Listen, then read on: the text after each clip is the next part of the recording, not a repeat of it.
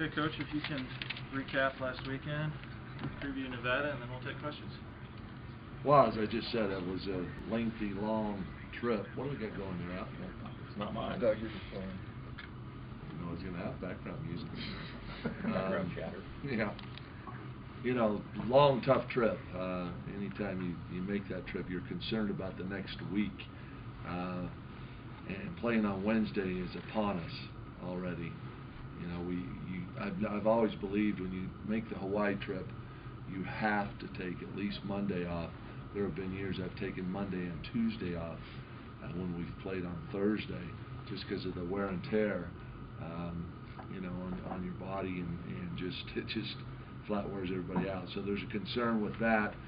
We did not practice yesterday, and you know, we have one practice, and this is the third team in our league that's had an entire week to prepare for us, and we've not been in that situation trying to get ready for them. So that part's a challenge. But road trip was obviously very positive. To have won all 5 WAC road games is a great accomplishment for this group. But the nature of it all is that, like I said last week, it's great to be ranked. You know, enjoy it while it lasts. Try and make it last.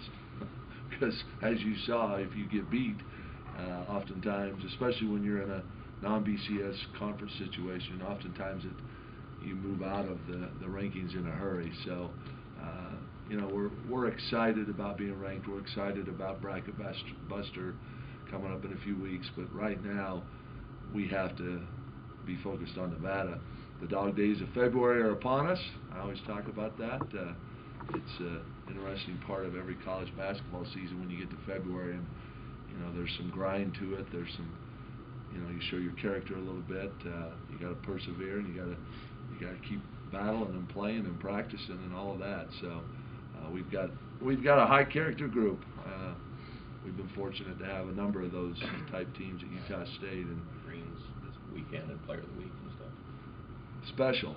That's a word I'd use to describe what he did, and the fact that he comes off our bench to get Player of the Week. Doesn't happen very often. We've actually, you know, got 2 Players of the Week that are now coming off our bench. Brady Jardine was not coming off the bench when he got it earlier, but he is now.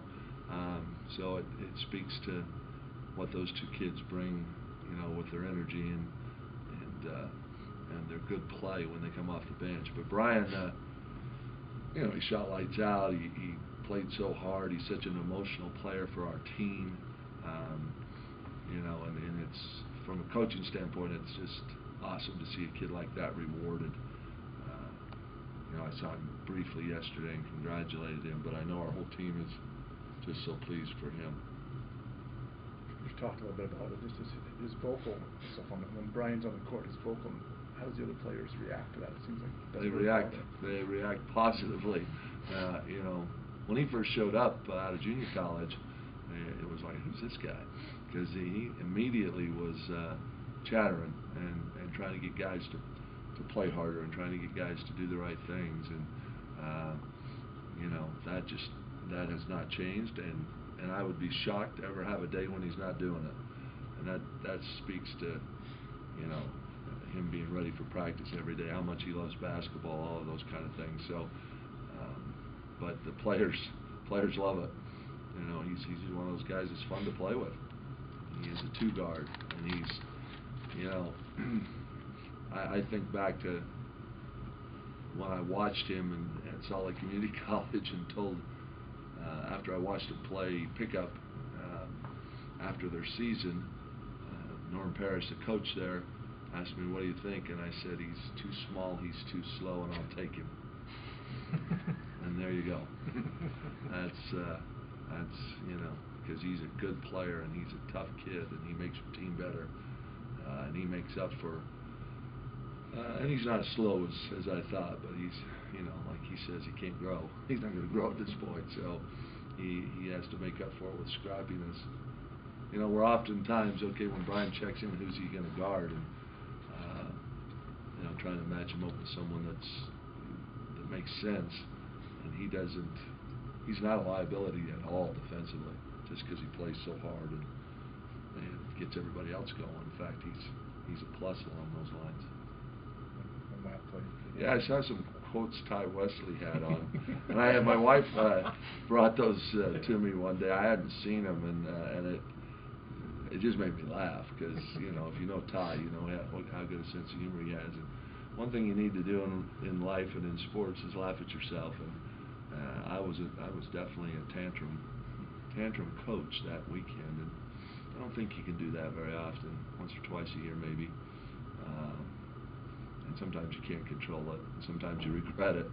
But we have responded since that weekend. Our play's gotten better, and our energy's gotten better. And those two teams would have beat us on the road that weekend. We beat them at home, and then we're able to go out and the Whites got dollar bill back, and that's huge. So to go out and get those 2 wins shows we've made progress since opening weekend. When we came into the WAC, we knew they were the measuring stick, and we've always had great respect for their talent, their coaching, their program. We're going to need to continue to have that kind of respect. I mean, they're long, they're shooting the ball really well. I mean, they've gotten better with a lot of young players that have now gained experience. So we need to know what we're in for tomorrow. And again, they've had a full week, so they'll throw some things out at us that they've had a chance to work on all week.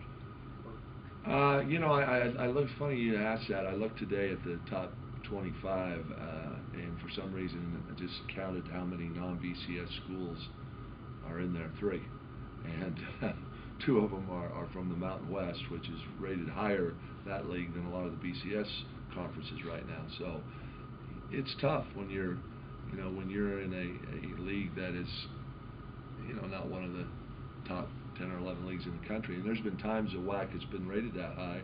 It's not this year. Obviously, you got to win a boatload of games to even get considered for a top 25 ranking, and then if you lose one, you're out. So that's why you don't want to take it too seriously. It's fun. It's kids should feel good about it. I know they do, and they should try and make it last by not losing. As soon as we lose, we're out. Simple as that. To me, the conference championship, the conference play has always been really, really important to me. You play for 2.5 months. You all play the same people, and everybody, for obvious reasons, always the 1-week conference tournament. This is it. Yeah, it's a 1-week opportunity, but you play for 2.5 months in the conference regular season. I mean, conference championships should mean a lot. They do to me. I'm not an advocate of not having a conference tournament. I just think the regular season should have a whole lot of meaning. I mean, if I don't know if there's any way you can judge that because we don't play them night in and night out. I think those conferences speak for themselves. Who they play night in and night out. We've competed well in NC2A tournaments. We haven't won as often as we'd like, but the games have been very competitive. Coulda, shoulda won against Marquette. Played Kansas to a very close game when they went to the national finals. I mean, we've beat Ohio State. I mean, we've done some good things. So I like to think we can compete if we get one of those. That's all we've gotten. We always get a BCS school. That's who we get if we get to the NC2A tournament. We haven't got anybody else but a BCS draw. So I'd sure like to find out if we can compete again. That'd be fun.